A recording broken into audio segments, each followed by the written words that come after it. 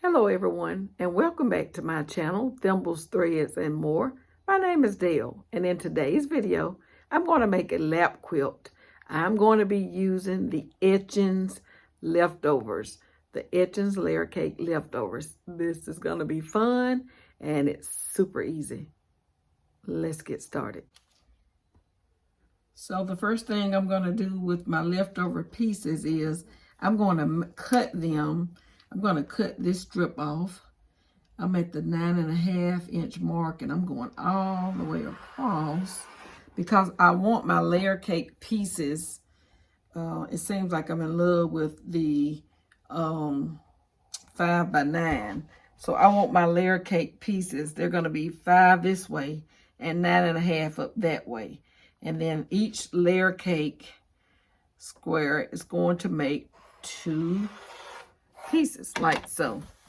And then I'm going to put these aside and I'm just going to continue cutting at my 9.5 mark.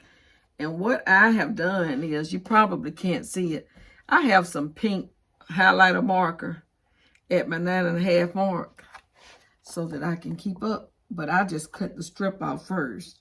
It's easier to do it this way. I just go to my 9.5 inch mark and I cut that part off. And then I toss that aside because that's scraps. And then I go to my 5 mark, line that up, and then I cut. And again, I have 2 sections and I just continue cutting until I finish up these pieces.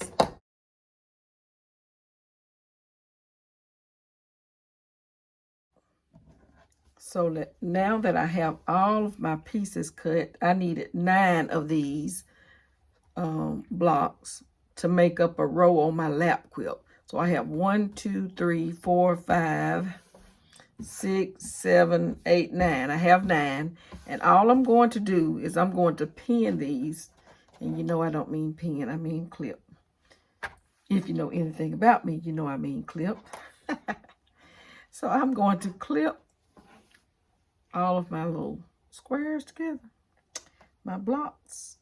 And then I'm going to take it to the sewing machine. And I'm just putting 1 on them because I'm about to run out. I've used them on the other squares. And so 9 of these make a row. You may have more depending on what size quilt you made with the Etchings layer cake before, if you've been following me and tried that, because you have made a smaller quilt. But I had these few left over and I thought, and which I used 2 layer cakes, I'm going to use these up. I can put a top together. Let's not talk about the other while I'm clipping. So we're almost, and I've got these, they have words on them if you notice. So I'm making sure that I turn them so that the words can be read. Not that you can make sense out of what it's saying, but at least the words will be upright. So you have to be careful when you have directional fabrics and fabrics with quotes or words or symbols and signs. You want to make sure they're going in the correct way. And so these now, number 9 is being put together.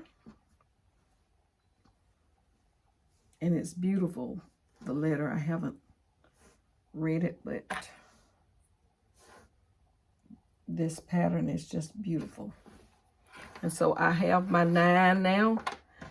And what these are going to do, let's just turn so that you can see. Don't look at the junk in the room, but just turn so you can see what I'm talking about. There's the quilt laid out. And so I've got 1, 2, 3, 4 rows. And this is row 5. So all I'm going to do is take that up there, and row 5 will be stitched together. So this is 1, 2, 3, 4, 5 rows. And there are 9 blocks on each row. It's a simple sew.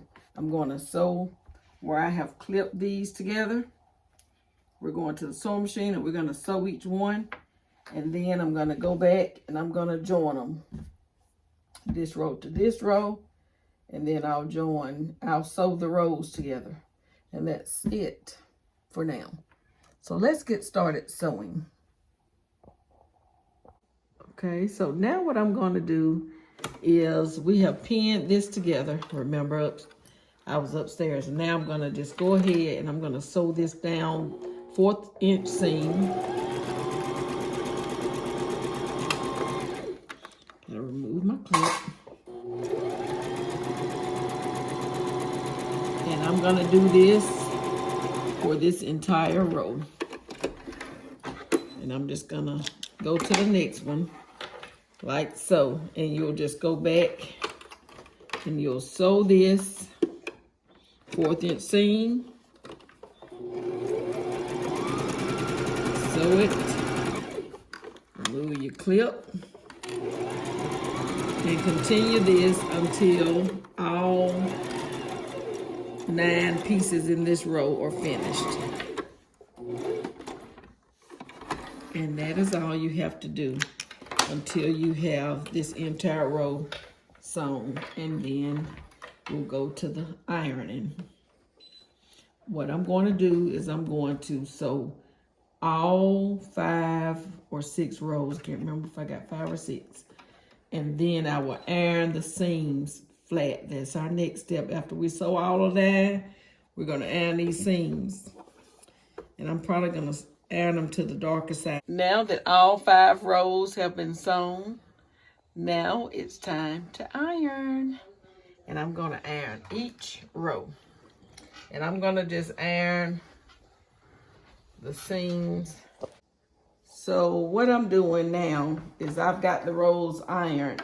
I have joined them, and yeah, this time you got to match a few seams. So this is rows 4 and 5. And what I've done to make sure it actually goes this way, I've clipped them together. So here's how you do this. This is row 4. And this is row 5. I have put the seams together, and this is what I did. I take them and I just match them, so to speak. They won't be perfect, but that's fine. My goal was not perfection. And I just go ahead and clip all the way down. And now that I've gotten that row clipped, I'm going to sew it in my 1/4 inch seam. My next row is rows. This is my next ones, and I've got these clipped. This is 2 and 3, and I've clipped them the same. And then I'm going to go back and iron them. And so when I finish, I will have all the pieces of the puzzle you can see put together. So just be sure you don't iron those 2 together. Only iron where you've clipped them. There. And then rows 2 and 1 together. So what we want to do is sew a 1/4 inch seam. And I'm going to iron after I finish. I'll have 1 seam there, a seam at rows 3 and 4, and then a seam at rows 1 and 2.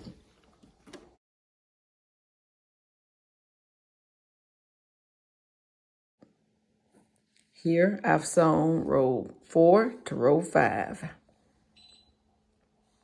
And now let's sew the next 3. I'm joining rows 2 and 3. So again, we're going to clip, putting clips throughout the seams as we join the rows 1 and 2.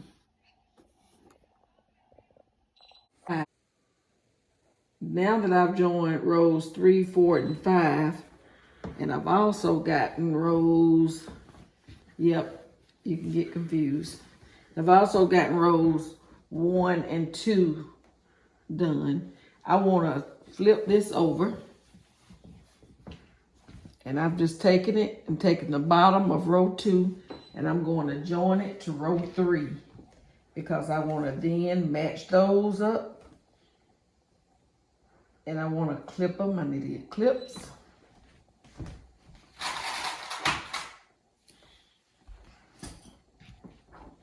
I'm not in my usual workspace because I was just wanting to be downstairs.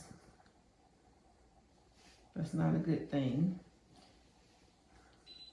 But I want to clip the bottom of row 2 to the top of row 3. You can also, to keep up with it, you can write numbers on sticky notes and pin them to your fabric. Or you can use a fabric marker or washable marker and write your numbers on your rows that way so you won't get them confused.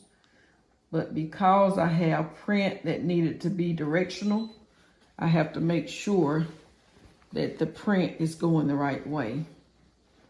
Once I clip this, I got too many in one place. Let me change some around. Once I clip this, I'm gonna take it to the sewing machine and sew it, and then we'll iron it. Now we want to get the bottom of row 2 and the top of row 3 sewn together, and we will have this lap quilt almost complete.